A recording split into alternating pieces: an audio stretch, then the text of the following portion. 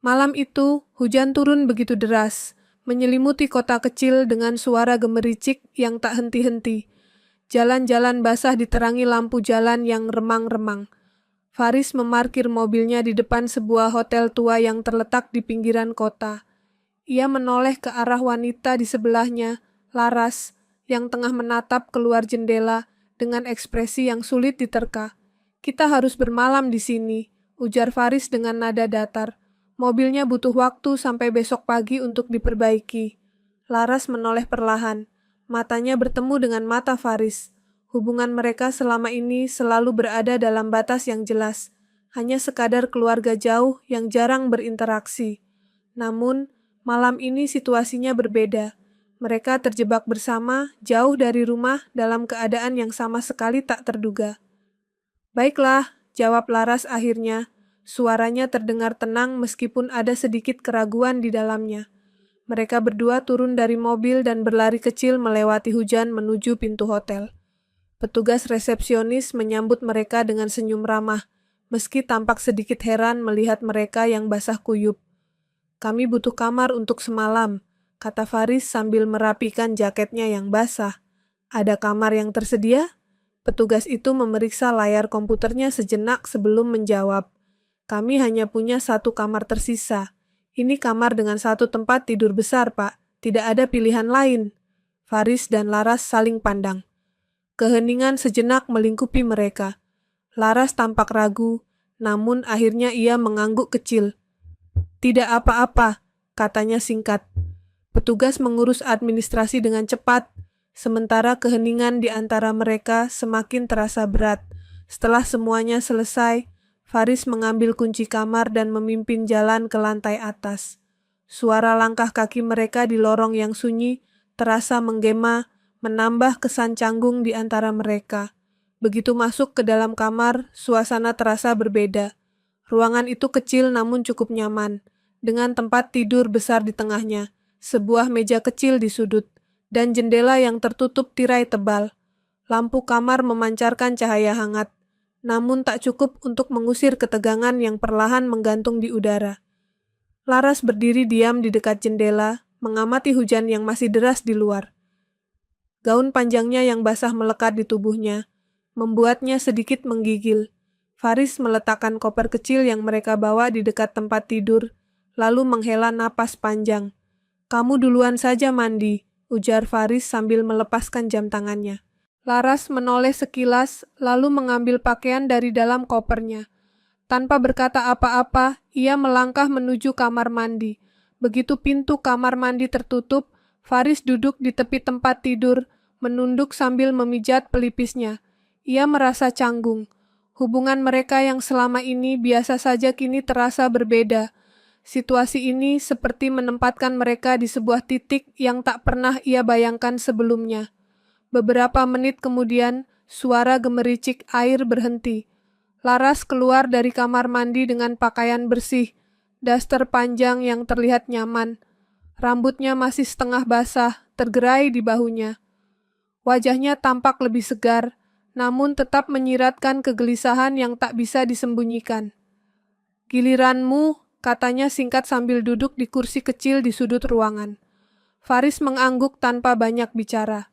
Ia mengambil pakaian ganti dan masuk ke kamar mandi.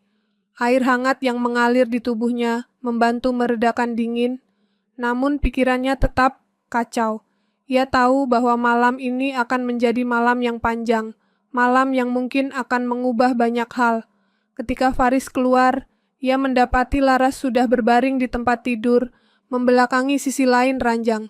Faris ragu sejenak, lalu mengambil bantal kecil dari sofa di sudut ruangan, bermaksud tidur di sana. "Tidur saja di sini. Tempat tidurnya cukup besar," ujar Laras tiba-tiba. Suaranya terdengar tenang namun tak mengundang diskusi lebih lanjut. Faris mengangguk perlahan. Ia berbaring di sisi lain tempat tidur, menjaga jarak sejauh mungkin. Namun tidak peduli seberapa keras mereka mencoba, kehadiran masing-masing terasa begitu nyata. Hujan di luar terus mengguyur deras, angin mengguncang tirai jendela, dan di dalam kamar itu, batas yang selama ini mereka jaga mulai terasa kabur. Malam semakin larut, membawa ketegangan yang tak terlihat namun begitu nyata. Faris menatap langit-langit, mencoba memfokuskan pikirannya pada suara hujan di luar. Namun, kehadiran Laras di sampingnya sulit diabaikan. Sesekali, tubuh mereka bersentuhan tanpa sengaja. Setiap detik terasa semakin panjang, seolah-olah malam itu menantang mereka untuk menghadapi sesuatu yang tak terelakkan. Hujan yang tak kunjung reda semakin memperkeruh suasana hati Nadine dan Rafli saat mereka tiba di hotel. Setelah petugas resepsionis menyerahkan kunci kamar, keduanya naik ke lantai 3, berjalan menyusuri lorong yang sunyi. Sepanjang perjalanan itu, keduanya diam, seolah kata-kata tersangkut di tenggorokan masing-masing. Kamar mereka terletak di ujung lorong. Rafli membuka pintu, memperlihatkan sebuah ruangan sederhana dengan dinding berwarna krem. Ada satu ranjang besar di tengah kamar, sebuah meja kecil di sisi kanan, dan jendela besar yang tertutup tirai tebal. Suara hujan yang mengguyur di luar terdengar samar, namun tetap menenangkan. "Silakan, Bu," ujar Rafli mempersilakan Nadine masuk lebih dulu. Nadine mengangguk singkat, lalu melangkah masuk. Begitu pintu tertutup, keheningan menyergap mereka. Rafli berdiri di dekat pintu, merasa canggung. Matanya menyapu ruangan, mencoba mengalihkan pikirannya dari fakta bahwa malam ini mereka harus berbagi kamar. Nadine membuka koper kecilnya di tepi tempat tidur, mengambil pakaian ganti. "Saya mandi dulu," katanya tanpa menatap Rafli. "Silakan, Bu," jawab Rafli pelan, mencoba terdengar biasa saja meskipun dadanya terasa sesak oleh kegelisahan. Begitu Nadine masuk ke kamar mandi, Rafli duduk di kursi kecil di sudut ruangan. Ia memejamkan mata sejenak, menarik napas panjang, lalu menghembuskannya perlahan. Ia tahu situasi ini serba salah, tetapi ia tidak punya pilihan. Mobil mereka rusak di tengah perjalanan, dan tidak ada hotel lain yang tersedia. Tidak lama kemudian, suara air berhenti. Nadine keluar dari kamar mandi, mengenakan daster panjang yang sederhana. Rambutnya masih setengah basah. Wajahnya tampak segar, tetapi ada sesuatu di matanya yang sulit diartikan. "Giliranmu, Rafli," katanya singkat, lalu duduk di tepi ranjang sambil mengeringkan rambutnya dengan handuk kecil. Rafli mengangguk dan segera masuk ke kamar mandi, merasa sedikit lega bisa menghindari kehadiran Nadine, meski hanya sementara. Air hangat mengalir di tubuhnya, membantu mengurangi dingin yang merayap di kulit, tetapi tidak mampu menenangkan pikirannya. Ketika Rafli keluar dari kamar mandi, ia mendapati Nadine sudah berbaring di atas ranjang, berselimut hingga ke pinggang. Wanita itu tampak memandang ke arah jendela, meskipun tirai tertutup rapat. "Kau tidur di sofa saja," ujar Nadine tiba-tiba, suaranya tenang tetapi tegas. Rafli mengangguk tanpa protes. Ia mengambil bantal dari ranjang dan meletakkannya di sofa kecil di sudut ruangan. Namun, ketika ia mencoba berbaring, ia sadar sofa itu terlalu sempit untuk tubuhnya yang tinggi. Ia mencoba menyesuaikan posisi, tetapi tidak berhasil. Nadine melirik ke arahnya. "Kalau tidak nyaman, tidurlah di sini," katanya, kali ini dengan nada yang lebih lembut. Rafli mengangkat kepala, menatap Nadine sejenak, ragu-ragu. "Tidak apa-apa, Bu, saya bisa di sini." Nadine menghela napas. "Jangan keras kepala, ranjang ini cukup besar untuk kita berdua. Kita bisa menjaga jarak." Rafli terdiam. Setelah beberapa detik, ia menyerah. "Baik, Bu," ujarnya pelan. Ia berjalan ke ranjang, berbaring di sisi yang berlawanan, menjaga jarak sejauh mungkin dari Nadine. Namun, tidak peduli seberapa jauh mereka mencoba menjaga jarak, kehadiran satu sama lain terasa begitu nyata. Malam itu, keduanya berbaring dengan punggung saling membelakangi, mencoba tidur di tengah suasana yang canggung dan penuh ketegangan. Tetapi dalam diam, masing-masing menyadari bahwa batas yang selama ini mereka jaga mulai terasa goyah, meski tidak ada yang berani mengakuinya. Hujan di luar masih mengguyur deras, suara angin mengguncang jendela, seolah menambah ketegangan yang sudah memenuhi udara di kamar kecil itu. Pagi datang dengan perlahan. Cahaya matahari pagi yang lembut mulai menerobos celah tirai, menyinari kamar hotel yang sunyi. Rafli membuka matanya perlahan, merasakan kehangatan matahari yang mengenai wajahnya. Ia melirik ke samping dan mendapati bahwa Nadine masih terlelap. Wajahnya terlihat begitu tenang dalam tidur, jauh berbeda dari ketegangan yang biasanya terlihat dalam sorot matanya. Rafli menarik napas panjang dan bangkit dari ranjang dengan hati-hati agar tidak membangunkan Nadine. Ia berjalan menuju jendela, menarik tirai sedikit untuk melihat suasana di luar. Hujan telah berhenti, menyisakan jalanan yang basah dan udara yang dingin. Ia kembali duduk di sofa kecil, pikirannya melayang ke kejadian semalam. Meskipun tidak ada yang terjadi di antara mereka, keberadaan mereka di kamar yang sama sudah cukup untuk membuat Rafli merasa gelisah. Ia memikirkan tanggung jawabnya sebagai asisten Nadine, seorang wanita yang sudah lama ia hormati. Tetapi semalam ada sesuatu yang berbeda. Ada momen-momen singkat ketika ia merasa ada ketertarikan yang ia tidak bisa jelaskan, sesuatu yang tidak seharusnya ia rasakan. Tak lama kemudian, Nadine menggeliat pelan, matanya terbuka, dan ia tampak sedikit bingung sebelum akhirnya sadar bahwa ia masih berada di kamar hotel. Ketika pandangan mereka bertemu, keheningan melingkupi ruangan. Tidak ada yang berbicara selama beberapa saat. Sudah pagi, ujar Rafli akhirnya, mencoba memecah keheningan. Nadine mengangguk pelan, lalu duduk di tepi ranjang. Mobil sudah diperbaiki, tanyanya dengan suara serak. Rafli melirik jam tangannya. Saya akan memeriksanya ke bengkel setelah sarapan, jawabnya. Baiklah, kata Nadine singkat. Ia berdiri dan merapikan rambutnya dengan tangan, kemudian mengambil pakaian dari koper. Aku akan bersiap-siap dulu, tambahnya sebelum masuk ke kamar mandi.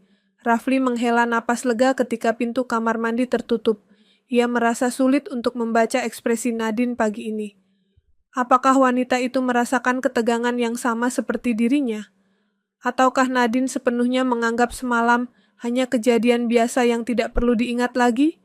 Setelah beberapa menit, Nadine keluar dari kamar mandi dengan pakaian yang rapi. Penampilannya kembali seperti biasa, tegas, berwibawa, dan sulit dijangkau. Ayo sarapan, katanya tanpa basa-basi. Mereka turun ke restoran hotel dan duduk di meja dekat jendela. Restoran itu cukup sepi, hanya ada beberapa tamu lain yang menikmati sarapan mereka. Rafli memesan teh panas dan sepiring nasi goreng, sementara Nadine memilih kopi hitam dan roti bakar. Saat makanan datang, keduanya makan dalam diam. Rafli ingin mengatakan sesuatu, tetapi ia tidak tahu harus memulai dari mana. Nadine, di sisi lain, tampak sibuk dengan pikirannya sendiri. Ketika akhirnya Nadine berbicara, suaranya tenang namun penuh makna. Rafli, aku ingin kita melupakan kejadian semalam. Rafli terkejut, tetapi ia berusaha menyembunyikannya. Tentu, Bu, tidak ada yang perlu diingat. Nadine menatapnya, sorot matanya tajam namun rapuh. Aku tahu ini tidak mudah, tapi aku ingin hubungan kita tetap profesional. Aku tidak ingin ada hal yang merusak apa yang sudah kita bangun selama ini. Rafli mengangguk, meskipun ada perasaan tidak nyaman yang mengendap di dadanya. Saya mengerti, Bu. Saya tidak akan membiarkan apapun mengganggu hubungan kerja kita. Nadine tersenyum tipis, tetapi ada sesuatu di senyumnya yang terasa berat, seolah ada beban yang tidak bisa ia lepaskan. Mereka menyelesaikan sarapan tanpa banyak bicara lagi. Setelah makan, Rafli pergi ke bengkel untuk memastikan mobil mereka siap digunakan. Ketika ia kembali, Nadine sudah menunggunya di lobi, dengan koper kecil di sampingnya. Perjalanan pulang terasa lebih panjang daripada saat mereka datang. Meski mereka duduk bersebelahan di mobil, jarak di antara mereka terasa begitu jauh. Tidak ada lagi candaan ringan atau pembicaraan santai, hanya ada keheningan yang penuh dengan pemikiran masing-masing. Di tengah perjalanan, Nadine akhirnya berbicara. Rafli, kau sudah bekerja untukku cukup lama. Aku tahu kau orang yang bisa diandalkan. Jangan biarkan apa yang terjadi merusak kepercayaan itu. Saya tidak akan, Bu, jawab Rafli tegas. Nadine mengangguk, tetapi matanya tetap memandang jauh ke depan, seolah mencoba melarikan diri dari sesuatu yang tidak bisa ia hadapi. Mereka tahu, meskipun mereka berusaha melupakan, malam itu akan terus menghantui mereka. Ada sesuatu yang telah berubah, sesuatu yang tidak bisa diabaikan begitu saja. Beberapa minggu berlalu sejak perjalanan pulang dari hotel itu. Kehidupan kembali berjalan seperti biasa, atau setidaknya itulah yang terlihat dari luar. Nadine melanjutkan rutinitasnya di kantor, tetap menjadi sosok pemimpin yang tegas dan penuh wibawa. Sementara itu, Rafli tetap menjalankan tugas-tugasnya sebagai asisten, memastikan setiap kebutuhan Nadine terpenuhi. Namun, di balik profesionalisme yang mereka tampilkan, ada perasaan yang terus mengganjal, seperti gelombang kecil yang tak terlihat di permukaan laut. Hubungan mereka kini memiliki ketegangan yang sulit dijelaskan. Suatu sore, Nadine memanggil Rafli ke ruang kerjanya. Seperti biasa, Nadine duduk di balik meja besar dengan ekspresi serius. Namun, ada sesuatu di matanya yang tampak berbeda hari itu, seperti ada pertarungan batin yang sedang ia coba sembunyikan. "Rafli," Nadine memulai dengan nada yang hati-hati. "Aku ingin berbicara tentang sesuatu yang penting." Rafli mengangguk. "Tentu, Bu. Apa yang bisa saya bantu?" Nadine terdiam sejenak, memutar-mutar pena di tangannya. "Aku sudah memikirkan ini sejak malam itu, sejak perjalanan itu," katanya pelan. "Aku merasa kita harus membuat batas yang lebih jelas di antara kita." Rafli menghela napas, mencoba menenangkan diri. "Saya mengerti, Bu. Kalau ada sesuatu yang saya lakukan dan membuat Ibu tidak nyaman, saya minta maaf." Nadine menggeleng. "Ini bukan tentang kesalahanmu, Rafli. Kau tidak salah. Aku yang merasa kita mulai memasuki wilayah yang seharusnya tidak kita masuki." Keheningan menyelimuti ruangan itu. Rafli tidak tahu harus berkata apa. Ia tahu dalam hatinya Nadine benar. Semuanya terasa begitu rumit. "Aku menghormatimu, Rafli," lanjut Nadine, suaranya mulai bergetar. "Dan aku menghargai hubungan kerja yang kita miliki. Tapi aku tidak ingin perasaan yang tidak seharusnya ini menghancurkan semua yang sudah kita bangun." Rafli menunduk, merasa dadanya sesak. Ia tahu ini adalah keputusan yang tepat, tetapi sulit untuk menerimanya. "Saya mengerti, Bu. Saya juga tidak ingin merusak apa yang telah kita miliki. Saya berjanji akan tetap profesional." Nadine tersenyum tipis, tetapi ada kesedihan yang tergambar di wajahnya. "Terima kasih, Rafli. Aku tahu kau orang yang bisa kuandalkan."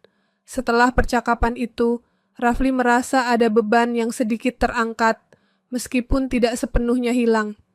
Ia tahu apa yang harus ia lakukan, menjaga jarak, menjaga batas, dan tetap menjalankan tugasnya dengan baik.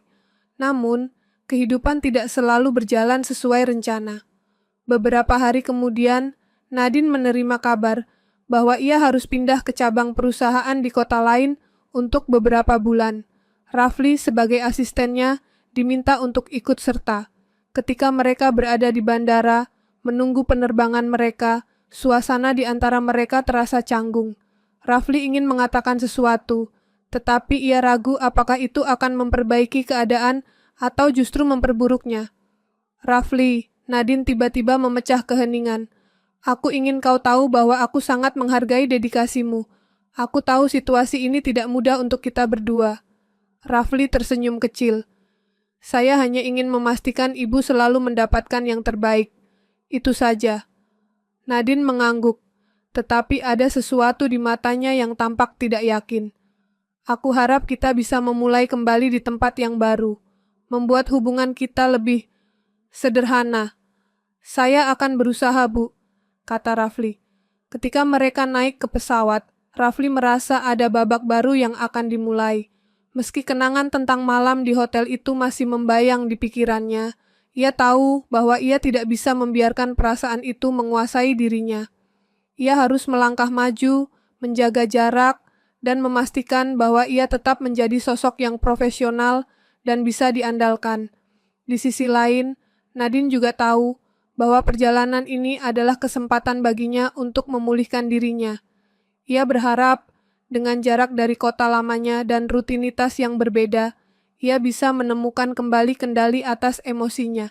Ketika pesawat lepas landas, meninggalkan kota yang penuh dengan kenangan, Rafli dan Nadine tahu bahwa mereka tidak hanya meninggalkan tempat itu, tetapi juga sebagian dari diri mereka yang terjebak dalam masa lalu. Meski jalan di depan masih penuh dengan ketidakpastian, mereka berdua bertekad untuk menjaga hubungan mereka tetap pada jalurnya. Mereka tahu setiap keputusan yang mereka ambil dari sini akan menentukan masa depan mereka, baik sebagai individu maupun sebagai kolega. Dan dengan itu, mereka melangkah menuju babak baru, membawa serta pelajaran dari kisah yang telah mereka tinggalkan.